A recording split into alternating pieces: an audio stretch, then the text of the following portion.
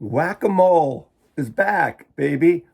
Whack-a-mole number 180. Now, those of you who are new, I have a lot of new subscribers and new viewers, and a lot of you don't even subscribe. Like, it's going to cost you something? Jesus. Just push that button. I feel like I'm desperate here. But a whack-a-mole is something I've been doing since the very beginning of making these videos. God, 5.5 years ago, almost 6 years ago now, where I randomly pull 5 records from my modest collection here and I showcase them for you, and I refer to them as whack-a-mole. Now, I didn't invent random pulls. Plenty of people do it. It's kind of a thing, and it's a fun way to just dig in your collection, maybe something you haven't chosen consciously. So 5 records, and I call it whack-a-mole because, you know, that whole arcade game, just the randomness of it. No moles are hurt here, not even the toy version. So here we go. 5. That's 10. 5. 1. 2. 3. 4. And 5. Okay. 1966. I think that's 1966 or 67. I think it's 66. Janis Ian, Society's Child.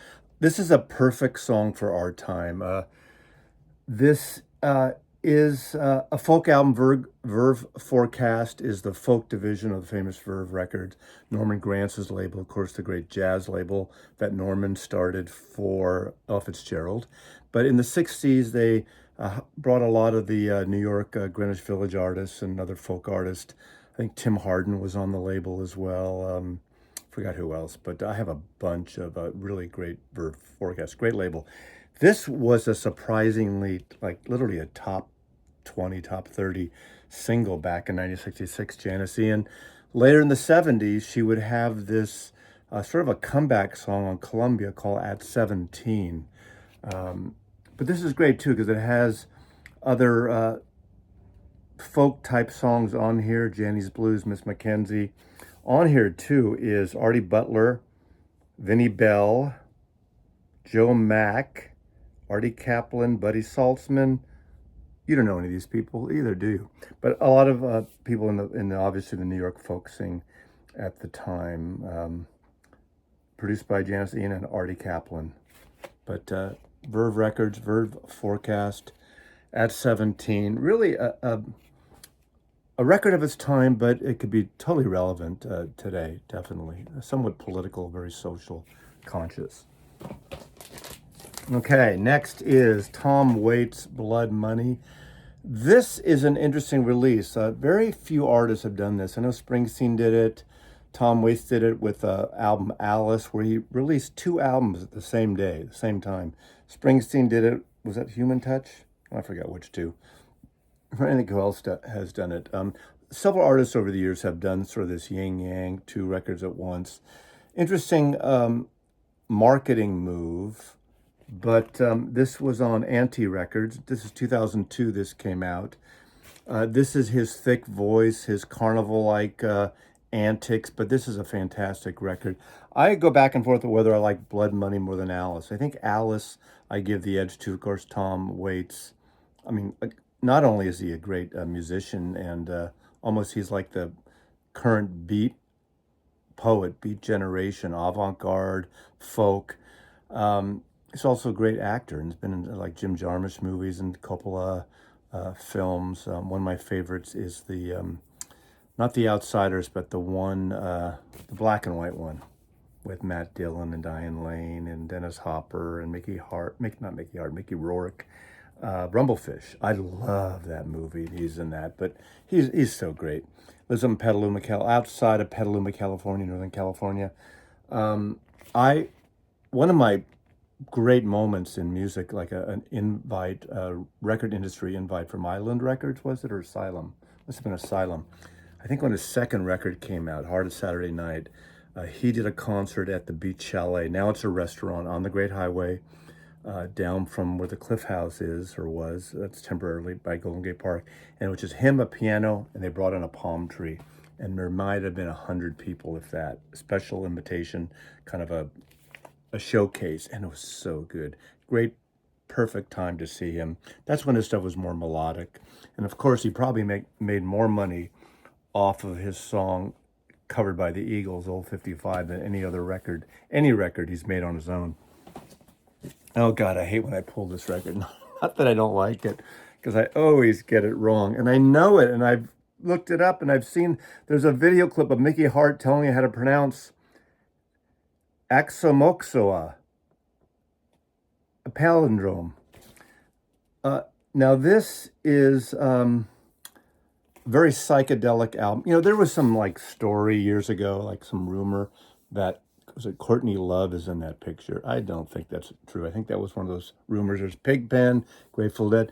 This looks like it's somewhere down the peninsula in Palo Alto. In fact, we know, those of you who follow the Dead, that Jerry Garcia was in Menlo Park, Palo Alto, famous Kepler's books, teaching guitar, banjo, bluegrass style down there.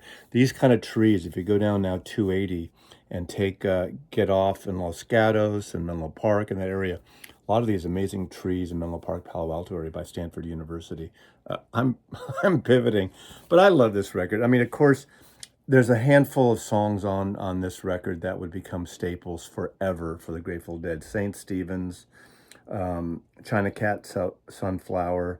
Now, Cosmic Charlie occasionally. I don't think they ever did What Becomes of the Baby, because that's a surreal montage, psychedelic, crazy stuff. Doing That Rag, Mountains on the Moon. What a great cover. One of the great covers by all the posters, Mouse Kelly, Anton Kelly, Mouse Studios. Just a wonderful classic. Axomoxo. I'm going to always blow it. I pulled that before. Okay. The Bee Gees live. This is a 1978 or 9. I think this came out in 1979. I saw this tour. This is the only time I ever saw the Bee Gees. As far as I recall, this is the first huge American tour they did after the success of Saturday Night Fever in 1978. And I came back and I saw them at the Oakland Coliseum. And what's the big song they did on here at the time? Obviously, they do their hits. They do like a whole medley in the songs of New York Mining Disaster World. But then they do I Should Be Dancing, Boogie Child. Maybe this was before. What's the song? Tragedy. Tragedy. I think that's after this, or maybe right after this. But I like this. This was a great big production.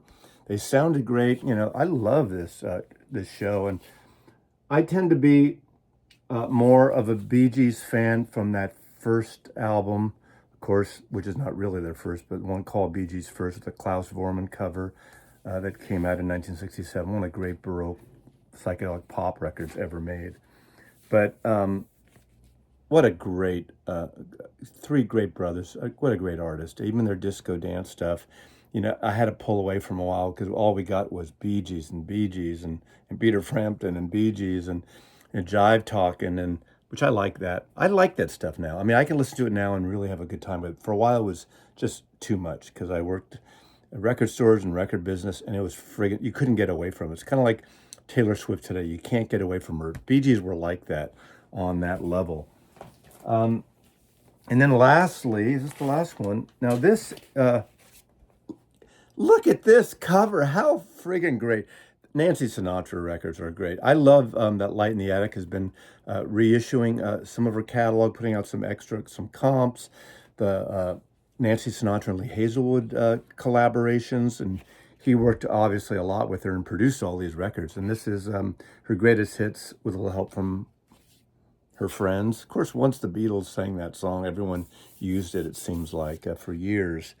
But what a iconic woman, still alive, still going strong, not really performing in any way, but has really been supportive of those reissues of Light in the Attic and putting out beautifully. Now, a lot of her records you can get inexpensively. But the added booklets and the added notes and interviews and things, great. But of course, Boots Are Made for Walking, that Lee Hazelwood song. Oh, Light in the Attic has also done an incredible job on the catalog of Lee Hazelwood. Someone that, I mean, I never had a Lee Hazelwood album solo before those reissues that they started, what, a decade plus ago or so. And I love the one Lee Hazelwood. I'm pivoting now. This is what they call pivoting, where I kind of switch the story around, move it around. The Cowboy and the Lady with Anne Margaret. Oh, that is such a great record as well.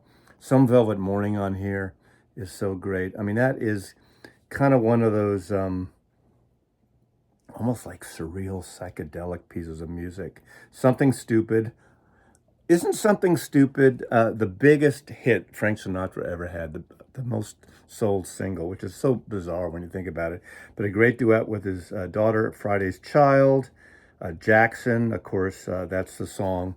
And that's just a great version with Nancy and Lee Hazelwood as well. I mean, that's why their combo is so good. Of course, made famous by Johnny Cash and June Carter.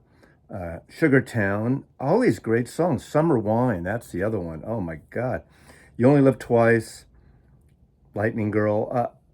This is a great album. Now, I don't know. Actually, let me just, since we're pivoting here, why not, right? Okay. I'm going to just pivot here. I feel like I shill, but this is not being shill. I just, if you don't have this or don't have this, don't find this, it's kind of a cool cover, right? That's the back. This is a double album that Light in the Attic put out. I think this might have been the first. This is 3 years old already. And this is a double album comp with all the hits, so all the things on that album plus more. But look, how can you not love this? And this is all obviously on CD. There's a booklet inside, which is just, you're talking about some killer photographs, right? Let's see here. Oh, I love this one because this was on the cover of Nancy Sinatra London record. That's so great. Start Walking. I mean, wasn't she in that movie, The Ghost in the Invisible Bikini? Was that her? I remember that was a kid. When I was a kid, it's like, young boy, 12, 13 years old when all this stuff came out. I mean, how can you not love Nancy Sinatra? Some Velvet Morning. This is a little bonus features of Whack-A-Mole. Oh, God. Okay. Very photogenic. Great photographs. Okay, now there's I'll close out with this one. It's just Lee Hazelwood and Nancy Sinatra. The record that they put out also recently, the Lee Hazelwood, this Cowboy in Sweden is excellent as well. So kind of pivoting there, but that's what a Whack-A-Mole is about. So it's great to be back, whacking a mole here for you, just pulling records from my collection. What? You want one more? You want an encore? Let's do one more. Let's see how this goes. Hopefully this is really good. Oh, I pulled two, but I pulled two of the same record. Leo Kottke, 6 and 12 string guitar, Tacoma Records. This is the wonderful record label of, oh, come on, the primitive guitar player. I'll think of it in a second. Not Bert, see, this is what happens when you just rush it so much. Now, this is my original copy that I got in the very early 70s. I love this guitar. This is